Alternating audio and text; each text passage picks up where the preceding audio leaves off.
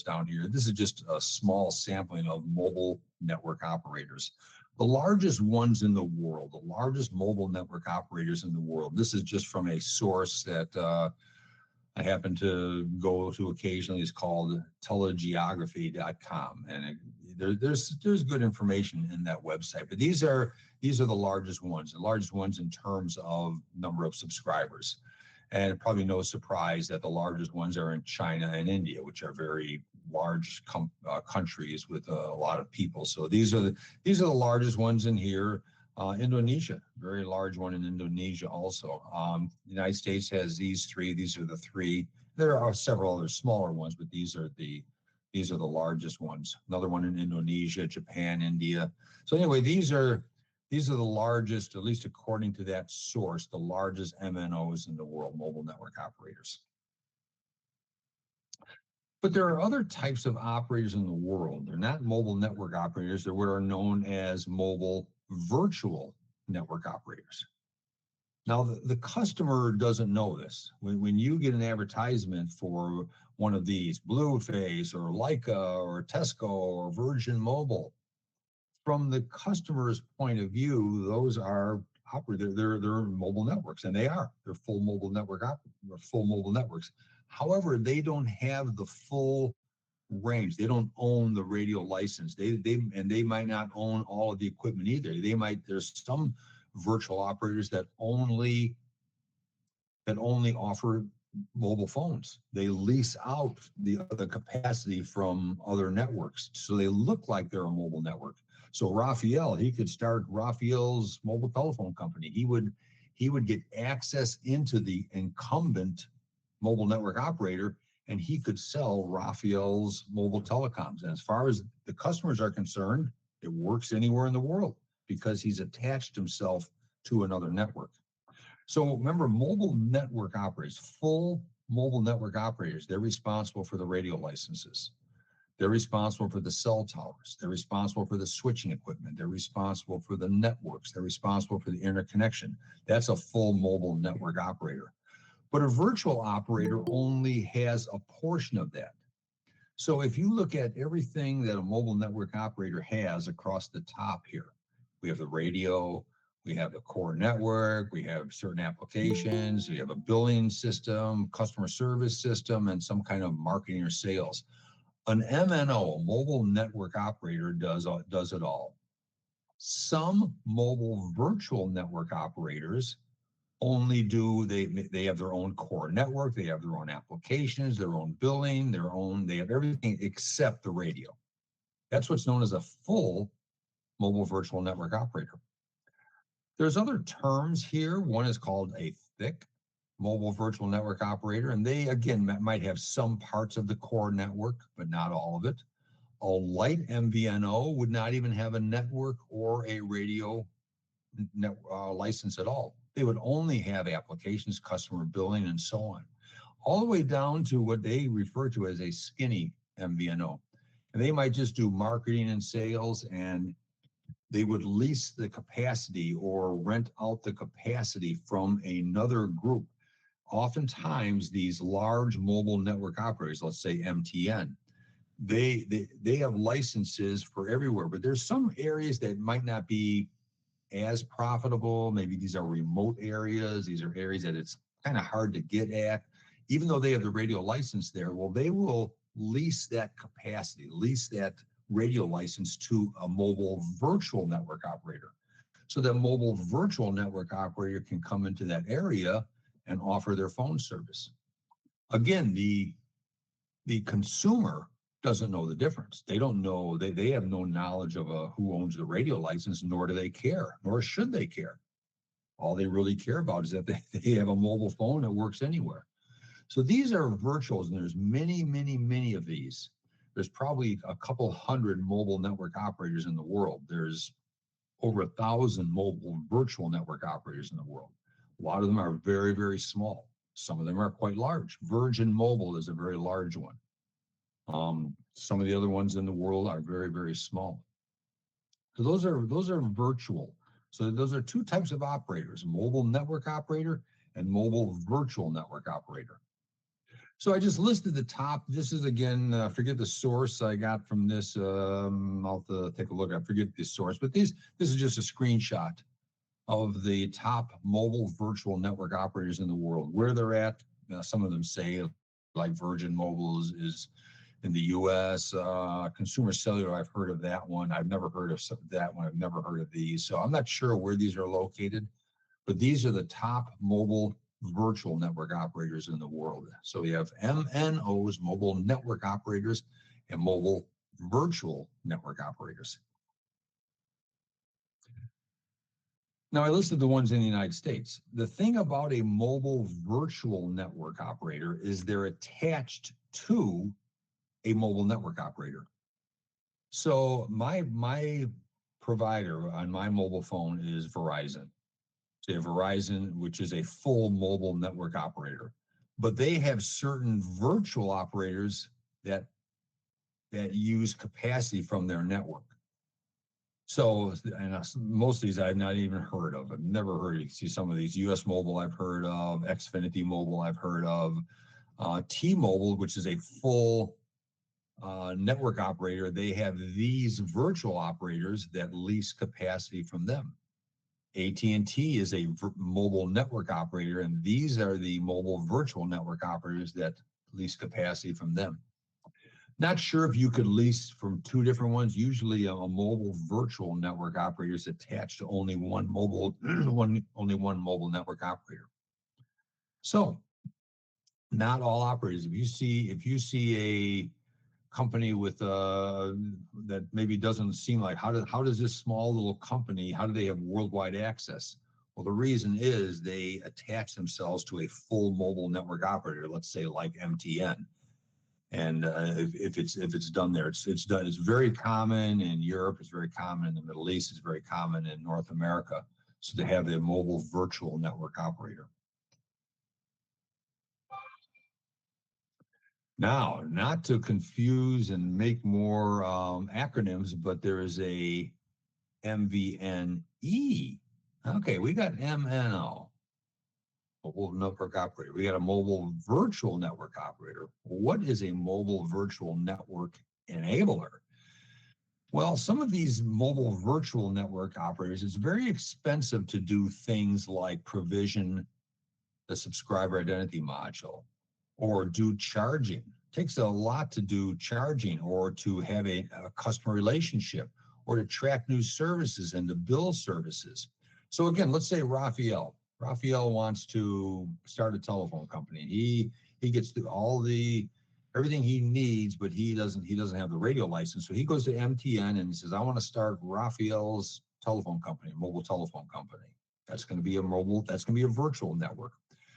Now, it's expensive for him to do all of these services. So he goes out to one of these companies and he says, I'm going to hire you to do my SIM provisioning. I'm going to hire you to do my charging, my customer relationship, all those things that you need in order to operate a mobile telephone company. But all Raphael really wants to do is go to a kiosk, in a store somewhere, and he wants to sell phones. Now his customers would think that Raphael's mobile telephone company is worldwide because again, they don't know that he's attached to a mobile network operator. But he goes to Transitel or he goes to Cineverse or he goes to Plintron, he goes to one of these companies and they do these services for him. So we have mobile network operators, we have mobile virtual network operators, and now we have enablers, mobile virtual network enablers that do certain services for the mobile virtual network operator. A lot of acronyms here, a lot of acronyms. Yeah, Raphael.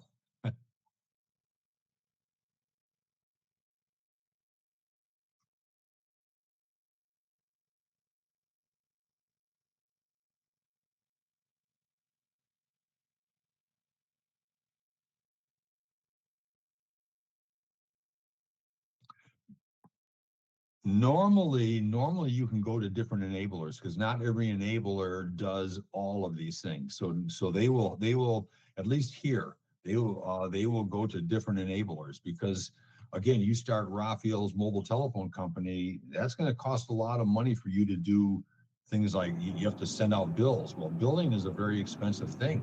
Customer relationship, someone when they call and complain that their phone doesn't work. So, but you normally these mobile virtual network operators can go to several of these MVNEs. Okay, Okay. good Yeah. question. Yeah, awesome. Thanks.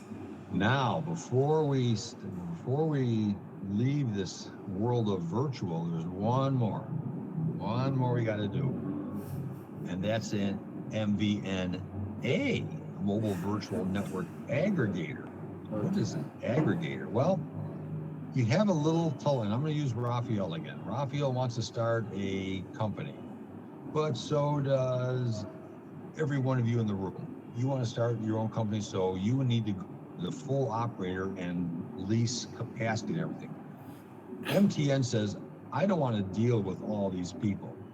So I'm going to only sell my excess capacity and the areas that I don't want to provide service in. I'm going to sell that to a larger company, and that larger company can then sell to these smaller MVNOs.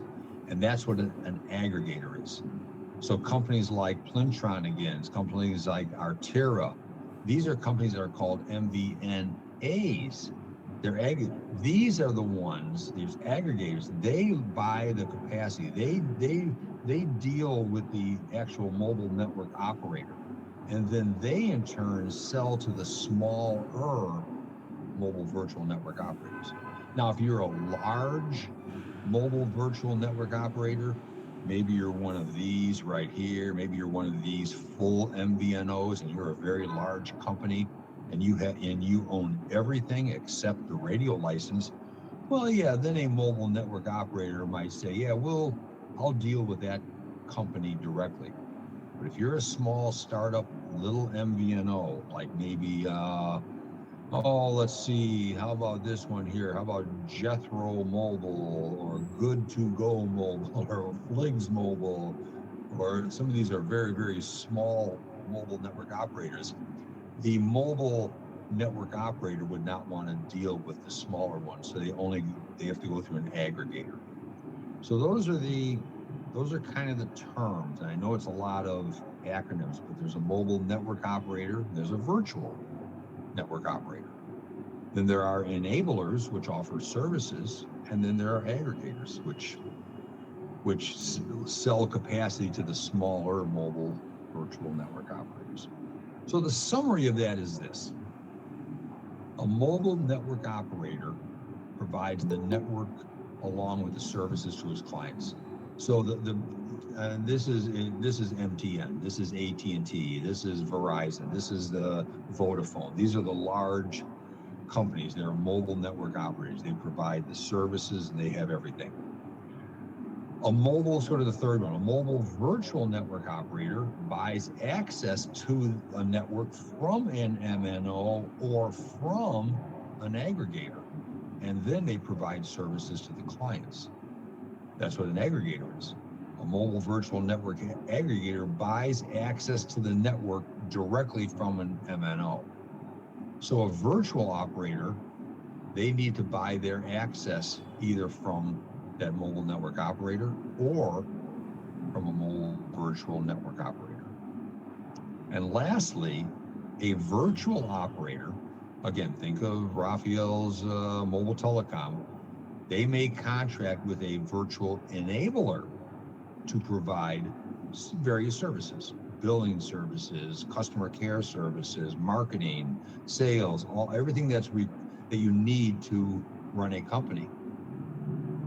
So those are the terms. I know it's a lot of acronyms, but yeah, yeah. Please, Raphael. Yeah, sure. Okay. So, just to get a context, where does services fall under these operators or under these telecom companies? On this whole thing, Yes. that's a great question. It doesn't.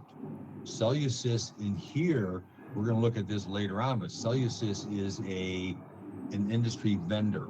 much like Huawei or much like Nokia or much like Ericsson, much like Cisco Systems. Those are companies that provide either value-added services or network equipment. So yeah, we're the Cellusys would sell their products though to any one of these. Cellusys would provide security and roaming software for a mobile network operator.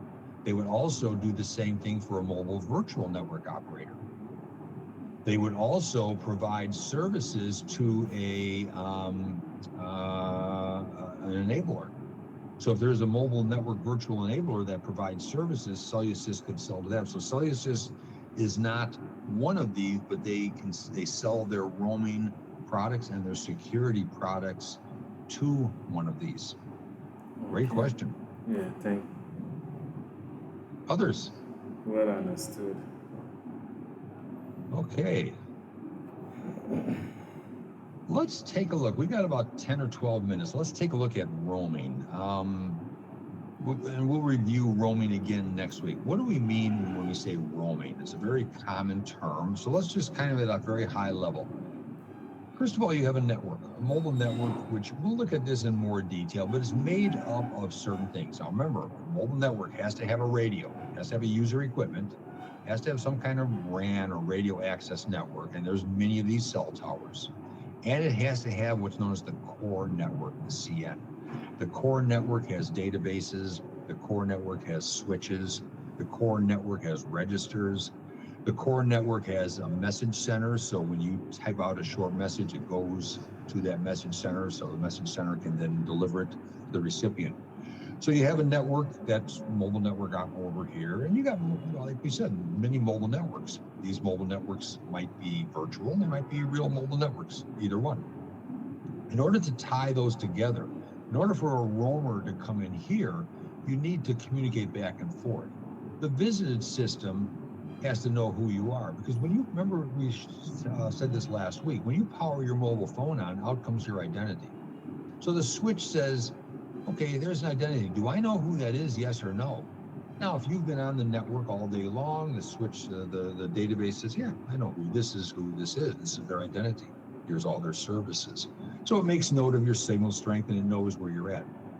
But if you just came into a network, you just flew in from a plane, you powered your mobile phone on, or first thing in the morning you powered on, that system doesn't have a clue who you are. So it has to go to your home register and find out who you are. Now, if you're in your own network, that's fine. Everything stays within this network. However, if you just flew in on an airplane somewhere or just came and drove into this network, that switch has to go find your home network. And you are now what is called, to this network's perspective, you are a roamer. And in the network where you're roaming in, you're an inbound roamer. But from your home network's perspective, you are an outbound roamer. So if you get on a plane and your home network is in Ghana, and you get on a plane and fly to Dublin, you arrive in Dublin, you're right here. That network has to attach, it has to now go get information from your home network. From your home network's perspective, from Ghana's perspective, you are an outbound roamer. From Dublin's perspective, you're an inbound roamer. So this is what we're saying here. If her home network is this, B, then from the perspective of B, she is outbound. From the perspective of A, she is inbound. Once she registers on the system, as she uses resources here and uses the radio here, this network will send a bill to this network. Hey, you owe me every day, you owe me whatever the amount of money it is. You owe me €5 a day for her to use that network. Now, likewise though, when Richard comes from Dublin into Ghana is going to charge the network in Richard's home. So it goes back and forth.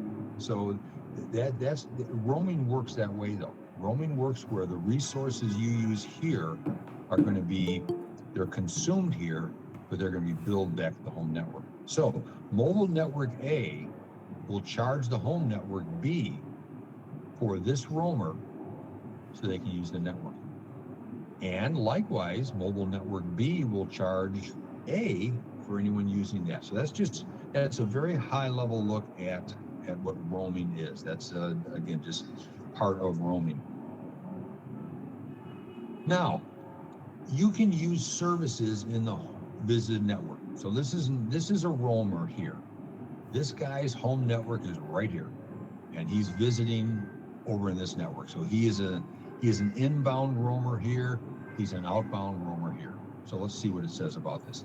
The visited network will provide what? Well, it'll provide access to the radio network. It will provide, he can use that network for what are known as circuit switched calls. If he calls his friend there and he uses the services on a circuit switch service, he uses the services of that network. Let's say he wants to text his friend back home. Well, he's going to use the services of the visited network. The visited network has to go tell the home network now, hey, here's a text message. So, but he can access this network for the purpose of a text. The visited system also has to manage the mobility and keep this mobile. Keep track of it as this mobile moves from cell to cell to cell. Okay, we're in one cell, now we're in another one, so it has to keep track of that mobile. And it has to communicate with the home network for authentication. Hey, prove to me, the visited system says, prove to me who you really are. It's kind of like if you call someone or you call a company and they say, hey, prove who you really are. What is your home address, or what is your mother's maiden name? That's an authentication type of thing. Well, the same thing happens in mobile telephony. This system has to authenticate this to make sure that's really who they say they are. However, this system doesn't have all the information for authentication, because the information for authentication is located over here. So this network needs to communicate back here. Hey, I need some authentication. Okay, here it is. Now we can authenticate the mobile. And again, we'll look at that procedure. Okay, that's all the services for mobile telephony. You can make calls and supplementary services, and you can do all those things in the visited network. But there's one other part that's very common today that was not common 30 years ago: data. How do you access data? Let's say you fly into Dublin and you want to, let me see what's going on in the news. You use www.news.com, or you go to Google, www.google.com. How is that data accessed? Well, the data could be accessed from the visited network. That's a possibility. Technically, it can do that. If you're in your home network, it does that. The system just accesses the internet from your home network. But if you want to access from a visited network, you could do that. But what they normally do, what almost all networks do, is they build a data pipe, like a VPN. They build a data pipe, and your data is tunneled back to here, because your home network wants to monitor your data. So, and it wants to assign that IP address. It wants to maintain a consistent IP address for you. So when you get on a plane, you leave Accra and you fly to Dublin, and let me check Google, www.google.com. If you're home routed, which is virtually everyone is going to be home routed, there's a data pipe that gets set up from Dublin back to Accra. When you do www.acranews.com, you're accessing it from the home network, because that data tunnel is built. That data tunnel is called home routing. You route your data to your home network. Very common thing. Now that data tunnel, this builds what's known as GTP. We're going to talk more about GTP, GPRS tunneling protocol, and it's a packet within a packet. So this guy here types in www.accra news. He wants to see what the news is, and there's a website, let's say, called acranews.com. So he's in Dublin now. He types in www.acranews.com.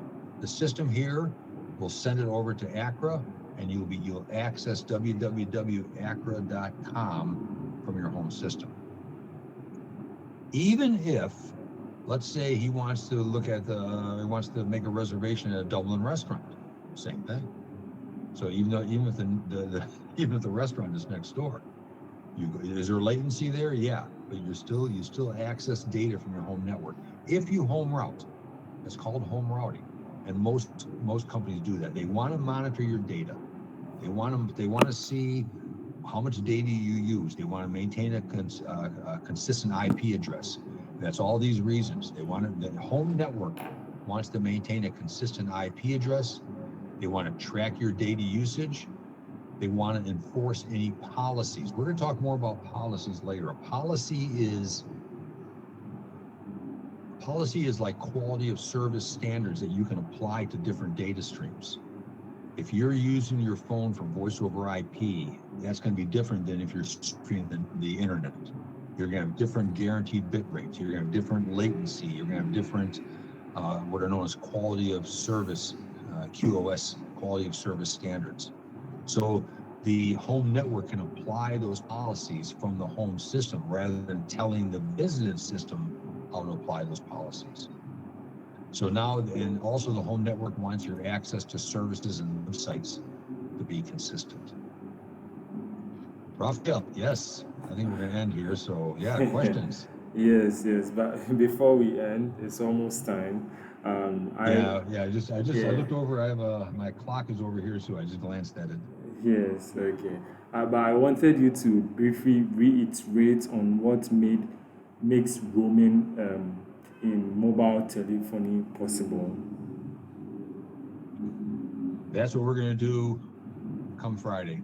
We're going to look Okay, at roaming concepts. okay, We're going to okay. look at roaming billing. We're going to look at roaming, sponsored roaming, Okay. and then we're going to get into some of the, not in this, but in later on in this lesson, we're going to talk a lot more details on how roaming works and what's signaling, because I don't want I hate to answer a question like this, but the answer is it depends. It depends on whether you are second generation, third generation, fourth generation, or fifth generation. If you're second or third generation, SS7 is the signaling that goes between them. If you are fourth generation LTE, you have diameter going between them. If you are fifth generation, then you have HTTP going between them. So, but yeah, we're in later parts of this lesson, we're going to talk a lot more about how that actually works, what happens, what identities to make roaming work.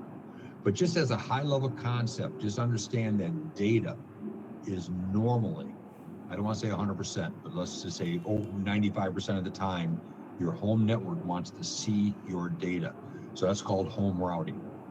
If you're in your own network, you access the internet from that network. That's called local breakout, LBO, local breakout. You break out in a local network. Technically, you could do that anywhere, but like I said, most networks want to monitor your data and they want to assign you the IP address. So the only way you can do that is you build a tunnel. It's called GTP, GPRS Tunneling Protocol. It acts like VPN. There's data inside of packets inside of that tunnel, which, by the way, is not a secure interface, so that has to be protected. And again, we'll talk more about that. Okay. Questions? Yeah, one last thing. Sure, One last absolutely. thing. Yeah. When we're talking about the MNOs, I was wondering the amount of legal involvement in it before you can actually reach like setting up all these things.